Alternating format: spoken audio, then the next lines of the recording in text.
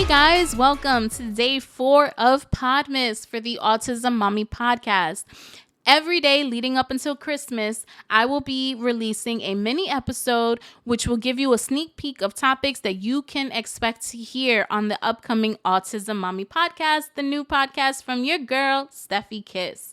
Now, if you do not know, it might not be completely clear from the name of my podcast, but I am the mother of a child with autism. My son Ethan is 12 years old, but looks 16, and was diagnosed with autism at the age of 2. If you listened to yesterday's episode, this has had a huge impact on my mom guilt. Check out yesterday's episode to get fuller understanding of what mom guilt is and how to not overcome it, but manage it. As a preteen, life is challenging for him and for me daily. We have surpassed so many hurdles, but also so many more are popping up. This is even scarier for someone like me who has never lived with a teenage boy. They are different, okay? They are completely different. I can see his body changing, his hormones are all out of whack, and it's difficult for him to communicate that to me.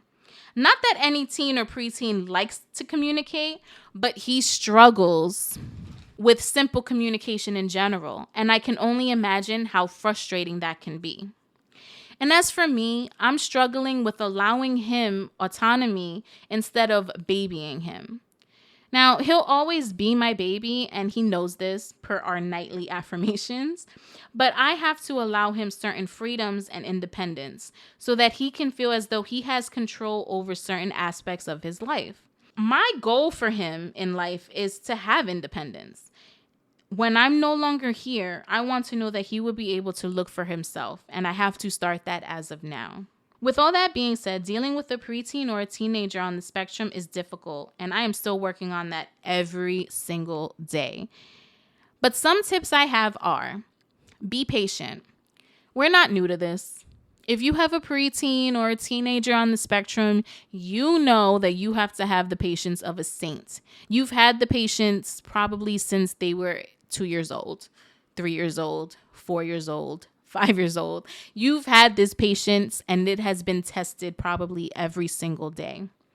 Dealing with these budding attitudes and personalities is not easy, but just try to be patient with your kid.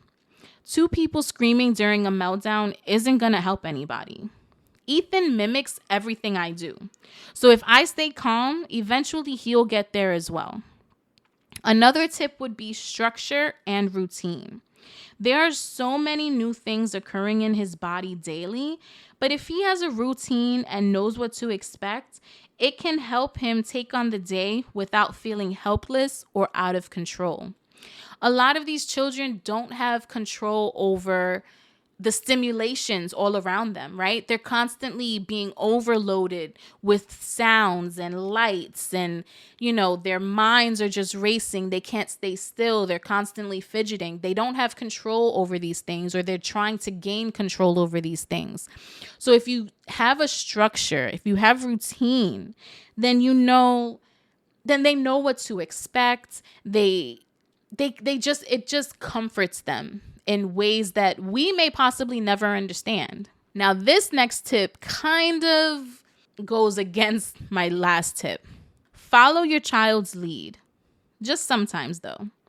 Life isn't one big task board that you're just checking off all the boxes. That's not realistic.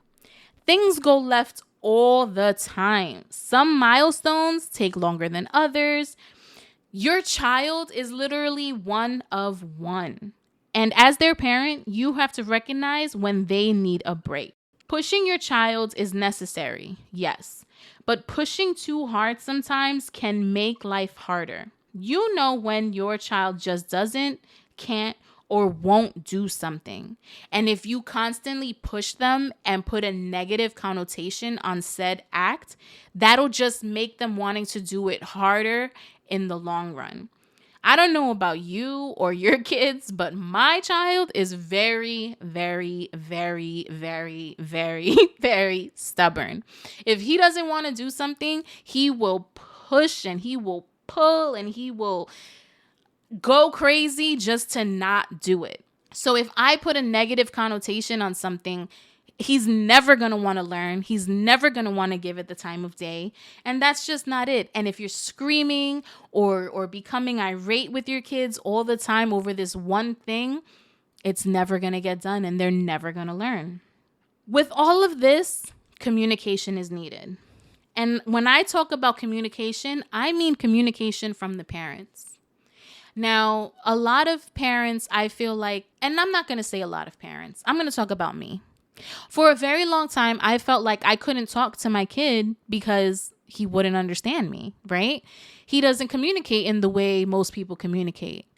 But then I was like, communication is more than just the words that you're using, right? It's the tone in which you're speaking, the sternness or the softness of your voice, the way you engage with him to make sure that he's looking at you while you're talking, so he can also learn what these type of facial expressions mean and how they correspond with the lesson you're trying to teach. As of now, I talk to Ethan all the time. Even though he doesn't respond, I know he gets the gist of what I'm saying. Whether it's praise, a teaching moment, a disciplining moment, or telling him that it's okay to take a break, but later we will try again. And these are all things that can help you grow and help your child get through this tough time of teenagehood. Because let's face it, we all had a rough time as a teenager. I don't know about you, but I had a rough time. So as a mom, as a parent of someone with special needs, whether it be on the spectrum, whether it be whatever it may be, tap into your intuition as a mother. You know your kid best, right? Thank you for tuning in to day 4 of PODmas. And I will see you tomorrow when we discuss working full time. And remember, as always, bitch, you doing a good job. Bitch, you doing a good job. Bitch, you doing a good job. Bitch, you doing a good job.